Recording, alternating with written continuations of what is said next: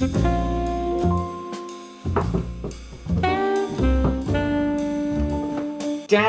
girl, are you a snack? 'Cause I want to take a bite out of you. There, I wrote your thirsty comment for you. Now there's nothing to distract you from watching this video.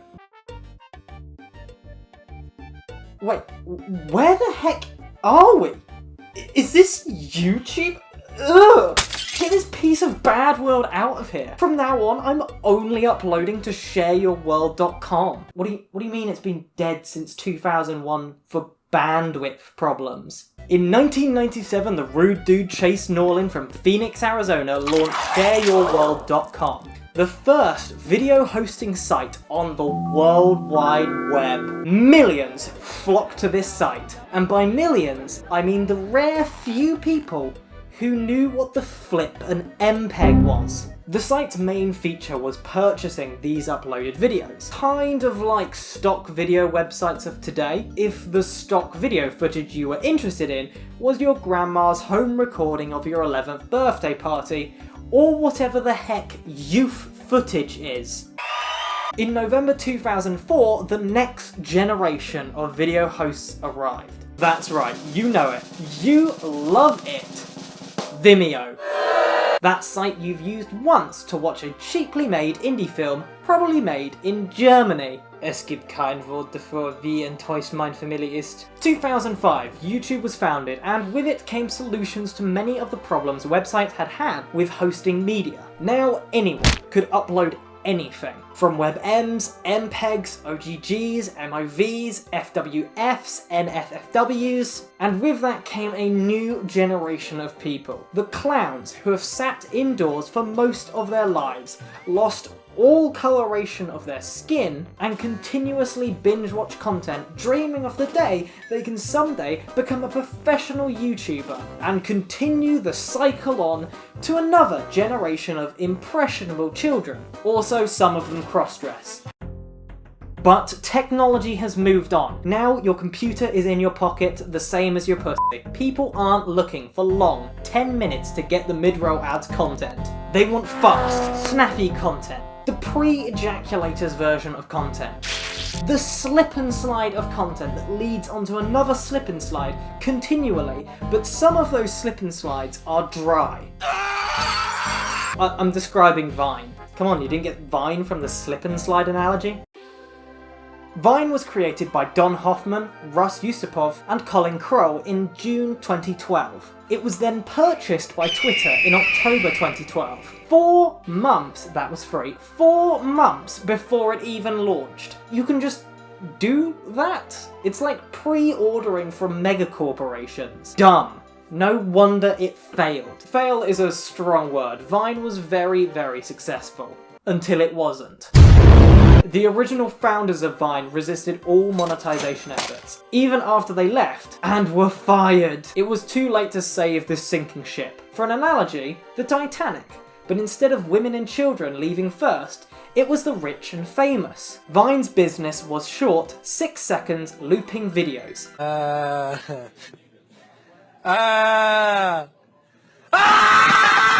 That's it. Anyone could upload these, and with it became one of the most popular apps on the internet. Many of these vines have become iconic in internet culture, but calling it that would be an insult to cultures. Repeating the same thing over and over, thinking you're just as funny as when they did it. That's not culture, that's delusion. But Vine did prove that the market for short-form videos existed.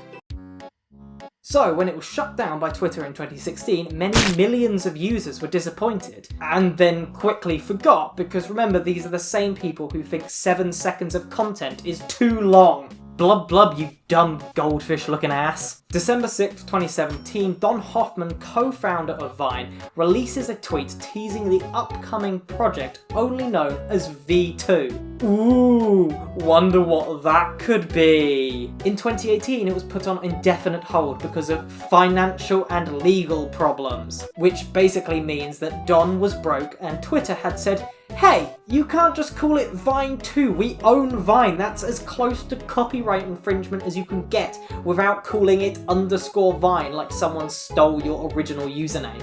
By November that year, the project resumed, but under a new name, Byte. Byte was originally planned to be a self-funded project. But after it returned, it had apparently gained funding. From where? The magic space void, for all we know. I looked everywhere I could think of, and there's no written document, online at least, that describes who's funding Byte. So my only conclusion that it's individual rich people who are somehow under the delusion that a second version of an app that made no money will somehow make them money, rather than any corporations. Or governments, in TikTok's case. Byte went through more development, beta test, and finally popped out the other end on January 24th. Within the first week, it was downloaded over 1.3 million times, compared to just 775,000 times when Vine first came out. Which isn't much of a surprise when you think that there were 1 billion smartphones in circulation in 2013, and 3.5 billion in 2020. Now, even in this first week, something wasn't quite right with the user base. Well, I mean when this is the content they used to produce. Baby, it's cold outside. I've got to go away, baby. There was probably never anything right with them. I downloaded Byte on the 25th, only one day after release, but there certainly wasn't enough content for 1.3 million people. Nobody was reaching close to 1 million views. What was mostly happening was people were downloading Byte to secure their username. Lots of YouTubers and old Vine stars have accounts, just so they have their name if Byte ever actually takes off. The most popular accounts on Byte were those already famous YouTubers and such, who got their following to like their stuff. 30 to 100k likes were common to see, and something I could only ever dream about. But within a month that average like count had fallen dramatically. Now even on the popular tab of Byte, there are videos ranging from 1,000 likes all the way down to 50 likes, the average being around 300. Now, I don't know about you, but that doesn't sound like an active user base of 1.3 million people. There's no released information on active users, which seems to be a pattern as Vine also never released their active user data. I tried emailing Byte about this, but they did not respond, obviously. They're not going to tell the news, they're not going to tell this, are they? But just from browsing Byte for an hour, I would not be surprised if someone claimed that Byte had an active user base of 5 to 10,000, which for an app that wants to rival TikTok is pretty piss poor. I think one thing holding people back from Byte is the quality. In an experiment, I made a Byte. People said it was impossible to make a documentary of the life of a bartender in only 6.5 seconds, but I proved them wrong. One drink, please. Sorry, no ice, please. But I also uploaded the same video to TikTok because I'm a traitorous double-crossing bitch. The audio quality was notably worse on Byte. Byte's difference to TikTok is the length of its videos. TikTok has more features and a greater audience. Without better or even similar quality, Byte, to put it lightly, is fucked. Vine didn't have many features when it was released, but it was alone in the jacuzzi of apps. But now there's a rather large man in there, he's got grabby hands, and your bathing suit is looking pretty skimpy. The one feature Byte has upcoming that both TikTok and Vine didn't have was monetization. They believe that if Byte is able to provide a stable income for its most popular creators, it will be able to last longer than its predecessors. And actually, they're probably right too. Imagine if you could make a 6-second video a day and be able to pay rent. I barely make one a month, so 6 seconds a day, so... Alexa, what's 6 times 30 divided by 60? Times 30 divided by 60 is 3. 3 minutes of video a month. I could live with that. Byte is very keen to get this feature off the ground soon. Best estimate they gave was within the next 2 months. They've even gone as far as claiming they want to pay for this out of their own pocket if they don't have the ad system set up yet. So this means after running out of money developing this app, you want to spend money you don't have to keep people on this app. Financially, I see nothing wrong with this plan, and definitely won't lead to very, very poor ad revenue. or mass starvation? You can currently fill out a survey on the Byte website to sign up for updates about this new system. One of the questions is, how would you describe the size of your audience currently? I really hope they don't mean on the app itself, because I don't even think there's 25k people, let alone 100k people using this app. Speaking about Byte for this long without showing you some of the content is very unfair of me. The app might look pretty bare bones, but I bet a community is already formed around it and are producing some of this decade's greatest hits already. Then again, they might also just be repeating things from old Vines in semi-ironic ways. I've noticed 2 of the most popular accounts are just Vine re-uploading accounts, which isn't surprising. Most people miss Vine. When you download the app from the Google Play Store, it even says its main feature is nostalgia.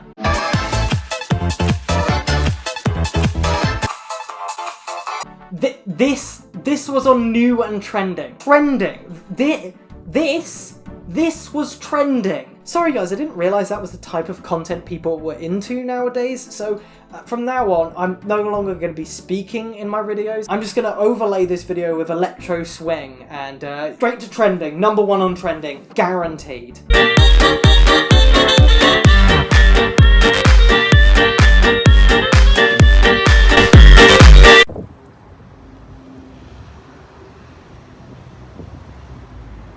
It's just art, man. You wouldn't get it. It's way above your mental capacity, you know? It's just art, dude.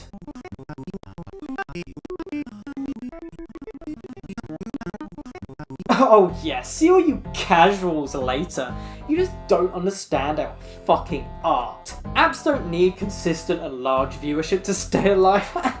I'm gonna be using Byte forever with all my 200 friends. Now there are some good creative creators. Is that right? Gopsky? Elijah produces things that totally would have been seen on 2013 Vine. I like to see the best in people. Like this man. He's just tying me up to feed me veggies like my mom used to. Nope, he's gonna kill me. Bytes like this are what's needed to encourage people to join the app. And there are plenty of people that are trying to make Byte something like what they remember Vine to be. I don't think Byte's a failure. Not yet. There may well be a resurgence when people are able to make money on the app. Will it ever beat TikTok? Well, TikTok currently has an active user base reported at 400 million worldwide. So maybe?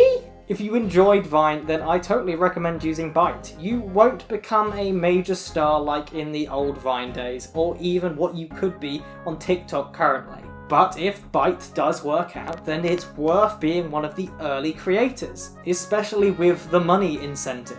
I know I'm interested, but that's because I'm a money-grabbing, gold-digging whore. I'd say go for it. There's no harm in trying, and it's only going to improve the app with more people going onto it. For the moment, the app's looking at a year at best if my estimate of its current audience is correct. I hope I'm wrong about that. Maybe in a few months we could revisit Byte and see if it has any content that has evolved into anything that could be considered funny. So the opposite to you, Tatiana.